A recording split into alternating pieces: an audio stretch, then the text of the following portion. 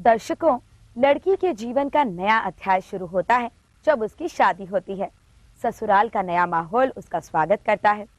मायके की लाडापन और चुलबुलाहट को छोड़कर ससुराल की जिम्मेवारियां उसके सर पर आ जाती हैं। शादी से पहले लड़की के घर में जब संगीत का प्रोग्राम होता है, तब सहेलियां उसके साथ छेड़छाड़ करती हैं। कभी उसको हंसाती हैं, कभी रुलाती हैं, कभी ससुराल की तारीफ के कसीदे पढ़ती हैं, तो कभी ससुराल की बुराई करके उसे डराती हैं। इस मस्ती भरे माहौल में उसकी सहेलियां उसे ये भी बताती हैं कि ससुराल में दो नैना हमेशा उसकी निगरानी करते हैं। वो कभी उसकी सास के होते हैं, कभी ननंद के, तो कभी जेठानी के। लेकिन वो दो नैना जो उसकी निगरानी करते समय उसे सबसे ज्यादा खुशी देते हैं, वो होते हैं उसके बलम, उसके पिया के।